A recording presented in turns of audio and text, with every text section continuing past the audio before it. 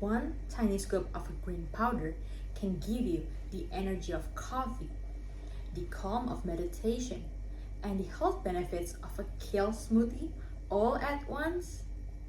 Sounds like a lot for one drink to deliver, right? Well, let me introduce you to matcha.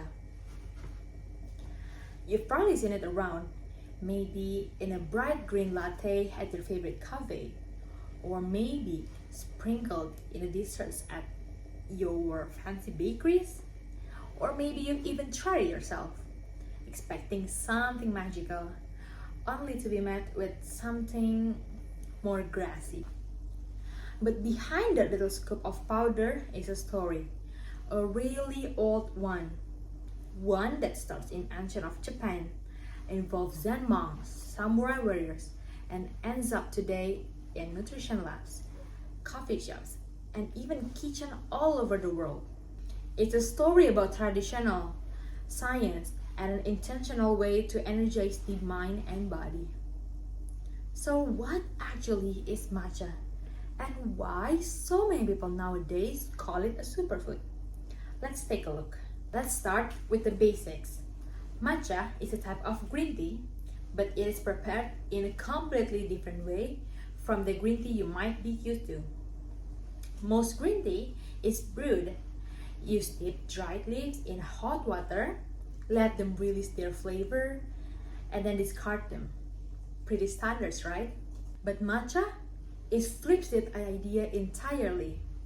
With matcha, you're not drinking an infusion, but you're consuming the entire tea leaf, grounded into a silky fine powder, and that changes everything.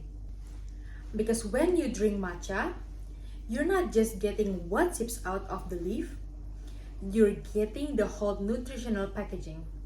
The antioxidants, the amino acids, the chlorophyll, the fiber, and all of it. But before that powder ends up in your cup, it goes through a process that's both ancient and incredibly precise. About 3 weeks before harvest, matcha plants are shaded from the sun. Farmers literally cover them with mats to block out about 90% of the sunlight. Now this might sound strange, right? After all, plants need sunlight to grow, right? But this step is crucial. When the plant is starved of sunlight, it responds by producing more chlorophyll, which makes the leaves darker and richer in nutrients. And more L-theanine, a rare amino acid that gives matcha its calm, focus, and heavy antibiotics. The shade also helps reduce bitterness and creates sweet umami flavor and high quality matcha is known for. Then, only the youngest, topmost leaves are picked. Those tender, bright green ones with the most nutrients.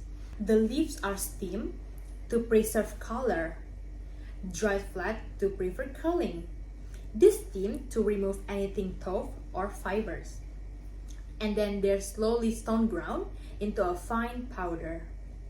And I mean fine, the texture of high quality matcha is almost like baby powder. It is that soft. Now you might be thinking, okay, sounds cool, but what actually in it? What makes it so healthy? Let's get into that. Matcha is famous for its antioxidants, specifically a group called catechins. And the most powerful catechin matcha is one called EGCG, short for epigallocatechin gallate. Now don't worry, you don't have to remember the name. What matters is what it does. EGCG is known for its ability to reduce inflammation, help protect yourself from damage, support your metabolism, and even lower the risk of some certain chronic disease. It's been widely studied in both human and animal for its potential anti-cancer, heart protective, and fat burning effects. And here's the amazing part.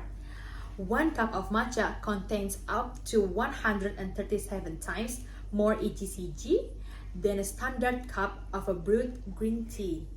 Yes, you heard that right. So, if you're drinking matcha, you're getting more supercharged dose of these protective compounds in every sip. But antioxidants are just the beginning. Matcha is also packed with vitamins and minerals like vitamin C, vitamin A, vitamin K, bi-complex vitamin, iron, zinc, magnesium, potassium.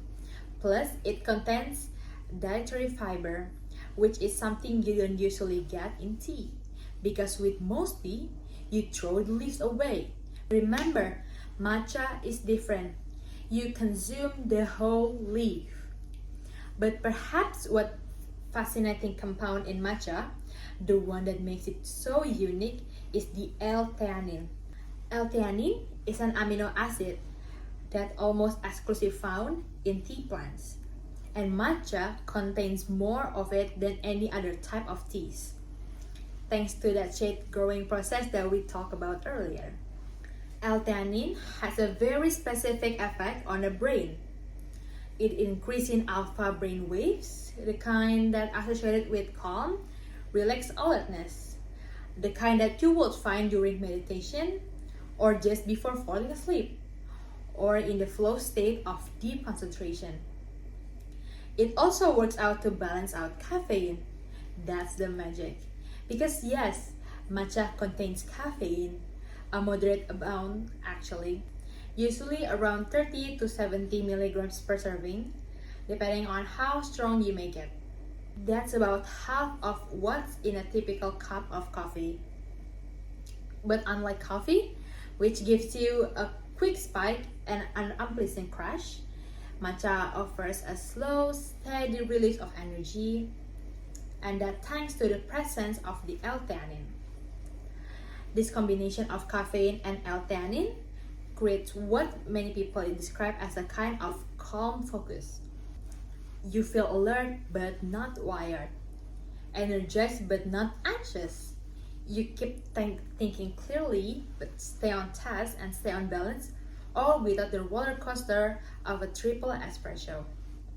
That's why matcha is so popular with students, writers, programmers, meditators, really anyone who needs to focus for a long periods of time without burning out.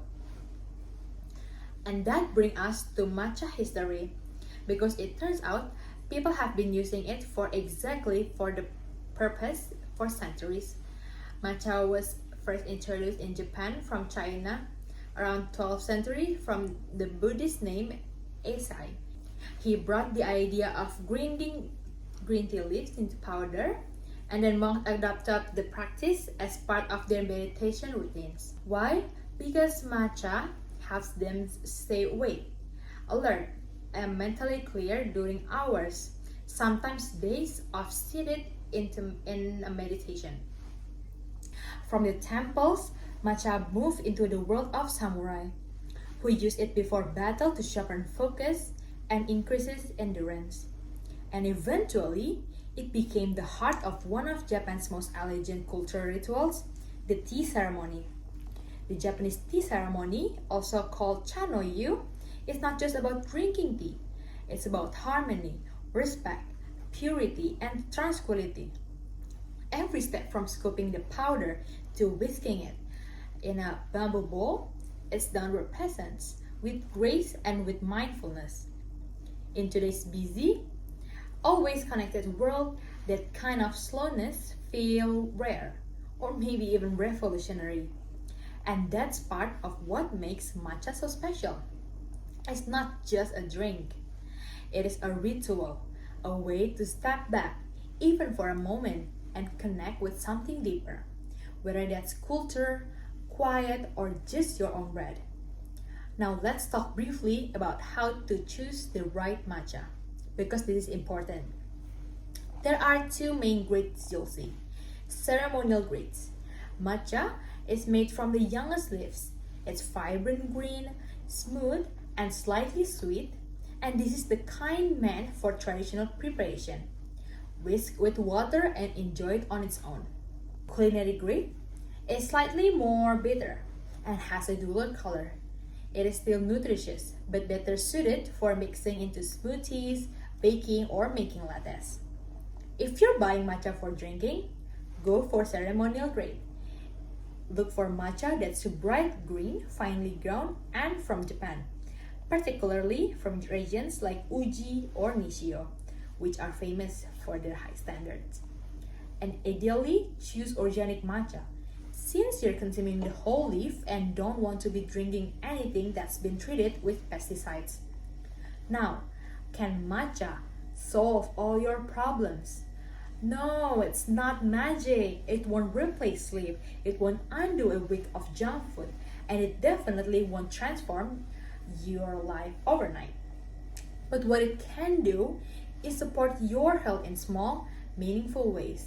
It can give you a better kind of energy, one that doesn't spike and crash.